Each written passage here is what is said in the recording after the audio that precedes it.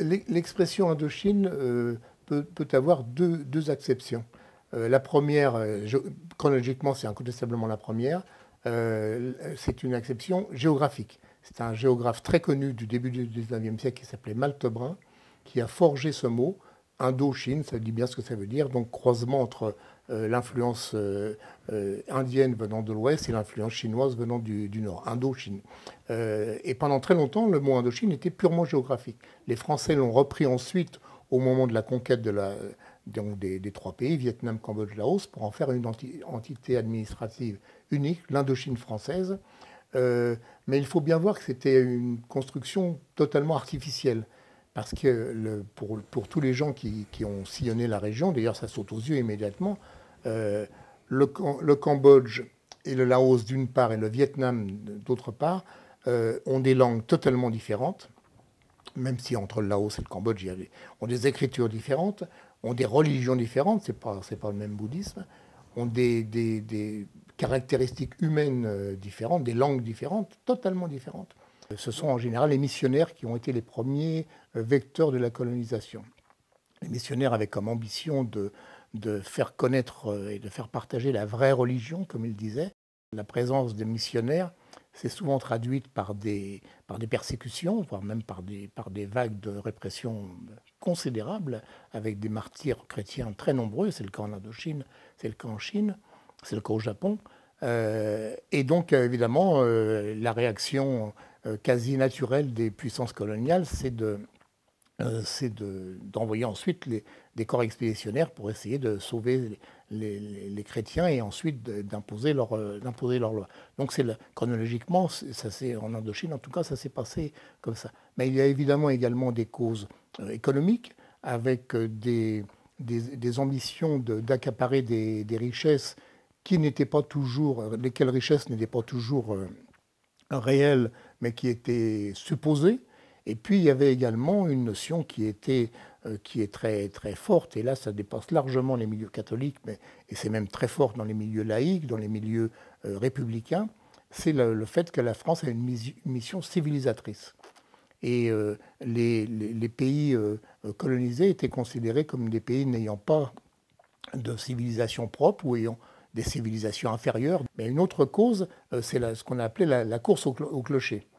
C'est-à-dire que la volonté des puissances coloniales a émergé pratiquement en même temps. En gros, à partir de la moitié du XIXe siècle, les Britanniques ont été les premiers à constituer des empires, enfin dès le XVIIIe siècle d'ailleurs.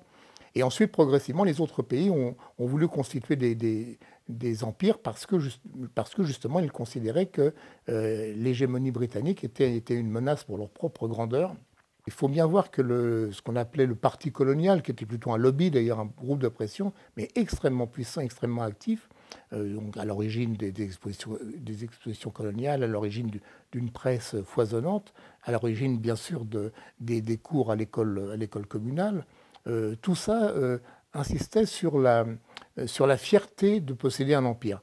Et on apprenait aux enfants jusqu'à une époque très récente, jusqu'aux années 1940-1950, on apprenait aux enfants des écoles la fierté que la France ait libéré des populations entières, que la France ait civilisé des zones auparavant contrôlées par des sauvages ou des barbares, enfin toute cette... Et puis la notion de race qui était très forte, qui était en quelque sorte la justification, souvent sincère d'ailleurs, parce que les gens qui l'émettaient n'étaient pas forcément hypocrites, mais la notion de race supérieure, la race blanche, j'allais dire française, mais c'était sous-entendu, parce que dans l'idéologie coloniale française, les Français étaient les meilleurs colonisateurs, bien meilleurs que les Britanniques, les Allemands, les Portugais, etc. Mais en tout cas, la race blanche était considérée comme la race supérieure, qui avait donc la mission, en quelque sorte, d'être à l'avant-garde de l'humanité et d'entraîner dans son sillage les races inférieures. Des implantations française autour de la ville vietnamienne de Da Nang, que les Français ont appelée par la suite Turan, qui était donc au centre du Vietnam, tout près de Hue, tout près de la capitale impériale, donc ont permis en quelque sorte d'implanter d'être des bases de départ des corps expéditionnaires français qui progressivement ont commencé la conquête, d'abord par le sud, ce qu'on appelait la Cochinchine, autour de Saigon, Ensuite, vers le centre, qu'on a appelé l'Annam, donc on a la prise de la capitale impériale en 1884, Hué, qui a été décrite d'ailleurs par Pierre Loti à l'époque dans le Figaro avec des articles qui avaient fait scandale. Et puis la troisième partie, tout ça a duré très longtemps, puisque le premier bombardement sur Da Nang date de 1856, et la conquête du Tonkin, donc la troisième partie, le nord du Vietnam autour du bassin du fleuve Rouge et de Hanoï, la conquête du Tonkin a duré jusqu'à 1885 et les années qui ont suivi, avec une guerre avec la Chine. Donc tout ça a fait que la conquête du Vietnam, je ne parle même pas encore de l'Indochine, mais du Vietnam a duré de l'ordre d'un demi-siècle, tout compris. La Cochinchine est devenue très rapidement une colonie, c'est-à-dire avec véritablement la loi française seule qui s'appliquait, avec des administrateurs et des fonctionnaires français qui seuls prenaient les décisions. Et donc, il y avait même d'ailleurs des élections. Il y avait même des députés de la Cochinchine qui siégeaient à l'Assemblée nationale française, ou à la Chambre des députés en l'occurrence. Ensuite, pour des raisons, je pense, d'opportunité, les Français n'ont pas reconduit le statut de colonie pour les autres possessions et ils ont substitué le statut de protectorat. Le protectorat, c'est quoi? Je dirais, c'est pour parler d'une formule, c'est la colonie sans frais de gestion. C'est-à-dire qu'en gardant les apparences des pouvoirs indigènes, comme on disait à l'époque, on pouvait se permettre de faire l'économie d'une administration trop lourde, on pouvait se permettre de faire l'économie d'un contrôle tatillon permanent, mais au prix évidemment de s'appuyer sur une administration locale. Le droit colonial a instauré une différence entre le citoyen et le sujet. Les indigènes, comme on disait à l'époque, n'étaient pratiquement jamais citoyens, pratiquement jamais. Il y a eu des exceptions. C'était le cas, par exemple, en Cochinchine. Comme j'ai dit tout à l'heure, c'était une colonie, donc il y avait le droit français. Et donc un certain nombre de Vietnamiens, de Cochinchinois, comme on disait à l'époque, ont pu accéder à des postes de responsabilité, ont pu être électeurs d'abord. Alors, bon, je n'ai vraiment pas du tout en tête les proportions, mais c'est une chose qu'on pourrait rechercher. On peut être électeur, on peut être éligible. Le conseil municipal de Saigon avait en son sein des délégués vietnamiens, enfin cochinchinois, comme on disait à l'époque. Par contre, dans les autres pays donc de protectorat, non, il y avait des sujets. Et pour devenir citoyen français, il fallait tout simplement postuler et justifier de beaucoup de conditions, de niveau d'instruction, de comportement, de fidélité à la France, de services rendus à la France. Ça pouvait être le cas de certains soldats, de certains hauts fonctionnaires qui avaient rendu service à la France et que la France remerciait par l'octroi de la citoyenneté. Mais c'était extrêmement, extrêmement faible. En 1923, un très très grand nom du parti colonial qui s'appelait Albert Sarraut, qui est également connu bien au-delà d'ailleurs, Albert Sarraut écrit un livre qui s'appelle « La mise en valeur des colonies ». Cette mise en valeur, c'est vraiment le credo du parti colonial. Nous sommes là pour mettre en valeur. Alors pour mettre en valeur, sous-entendu quand même au service du système économique dominant, c'est-à-dire au système économique français. Il ne s'agit pas d'une philanthropique de mise en valeur pour ensuite restituer ça aux indigènes. Donc c'est quand même la première chose qu'il faut dire. Mais si le but peut être contestable ou en tout cas observé avec critique, le résultat est là. Le résultat est là, c'est-à-dire la mise en place d'un réseau ferroviaire qu'il ne faut quand même pas magnifier si on le compare par exemple au réseau ferroviaire britannique en Inde.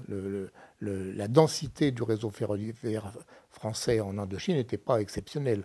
Le trans-indochinois a mis quand même plusieurs dizaines d'années pour aller de Lào-Cai, la frontière de la Chine, jusqu'à Saigon et ensuite jusqu'à Phnom Penh.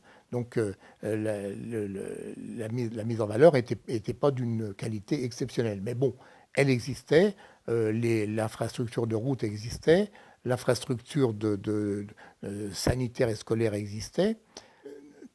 tous ces aspects-là, il faut les voir non pas d'une façon manichéenne, en disant soit c'est totalement positif, soit c'est totalement négatif.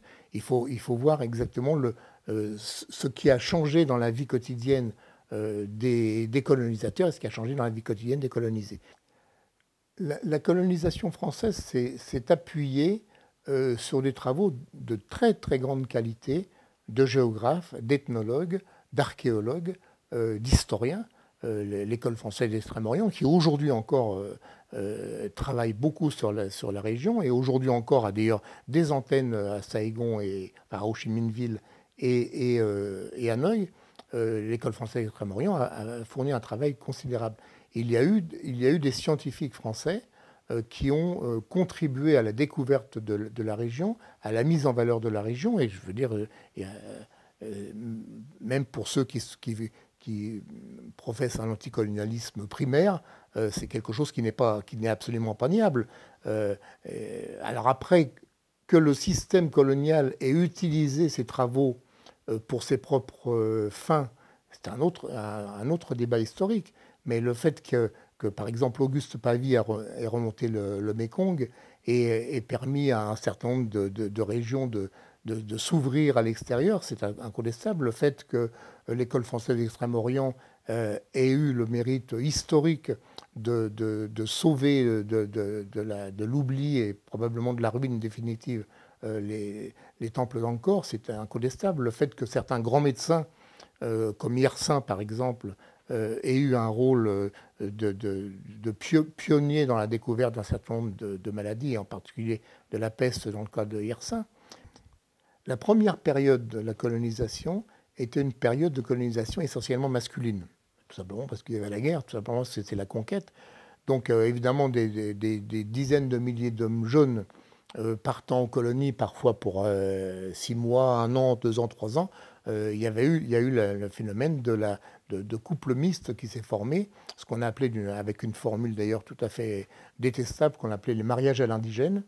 Donc c'était tout simplement des mariages temporaires en quelque sorte, des mises en ménage temporaires entre hommes français et femmes vietnamiennes, laotiennes ou cambodgiennes. C'est ce qu'on appelait Kongai. Ouais. Kongai, c'est un mot vietnamien qui veut dire la jeune femme, la jeune fille, qui n'est pas du tout péjoratif, mais qui est devenu péjoratif avec l'esprit colonial de l'époque, tout comme Niakwe est devenu péjoratif, alors qu'à l'origine, ça veut dire tout simplement homme de la terre, paysan. Donc, mais voilà, la façon dont les choses se mettaient en place.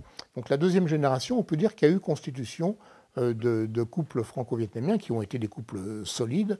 Et d'ailleurs, au moment de la guerre d'Indochine, un certain nombre de soldats qui avaient épousé les Vietnamiennes, et d'ailleurs on arrive là au phénomène Sainte-Livrade d'ailleurs, au moment de la décolonisation, après la défaite de l'armée française, beaucoup de ces soldats qui avaient constitué des familles, et souvent qui avaient d'ailleurs épousé officiellement ces femmes, sont revenus en France avec leurs épouses. Donc là aussi, éviter toute caricature.